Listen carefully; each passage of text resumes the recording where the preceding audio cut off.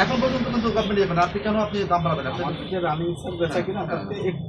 গোয়েন্দা তথ্যের ভিত্তিতে জানতে পারি যে যশোরে এই এলাকায় এই দোকানে আপনার অবৈধভাবে ভোজ্য তেল মজুত করা আছে, যার কারণে বাজারে কৃত্রিম সংকট তৈরি করার একটা সম্ভাবনা দেখা দিয়েছে। আমরা সরকারের পক্ষ থেকে নির্দেশনা পেয়েছি এই ধরনের বিভিন্ন যে তেল কারখানা বা তেল মজুত করা আছে সেগুলোতে অভিযান পরিচালনা করা। তো আমরা গোপন তথ্যের ভিত্তিতে জানতে পারি যে এই জায়গায় এই ধরনের তেল মজুত করা আছে।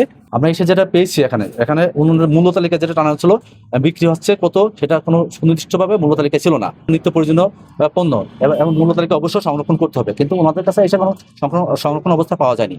হ্যাঁ, ওনাদের যে বিক্রেতার কাছে যে ভাউচার দেবে, সেই ভাউচারগুলো ওনারা যথাযথভাবে দেয় নাই এবং ওনাকে হাইড করছে কিছু।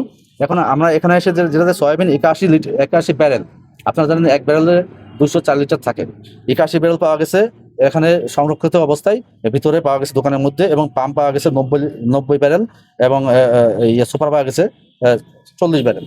এবং এটা সম্পূর্ণ অনৈতিক কাজ, এটা আনফেয়ার ট্রেড আমাদের কাছে মনে হয়েছে। আমরা তথ্যপত্র বিশ্লেষণ করেছি, এটা আনফেয়ার ট্রেড। সো আমাদের আইনগত ব্যবস্থা হিসেবে আমরা ভোক্তাধিকার সংক্রান্ত আইন 2009 45 ধারা অনুযায়ী প্রতিষ্ঠিত পণ্য বা সেবা, এটা যেহেতু পণ্য, যেহেতু তেল একটা পণ্য, যথাযথভাবে কাস্টমার পর্যায়ে সরবরাহ না করার জন্য ওনাকে 50,000 টাকা জরিমানা করা হয়েছে।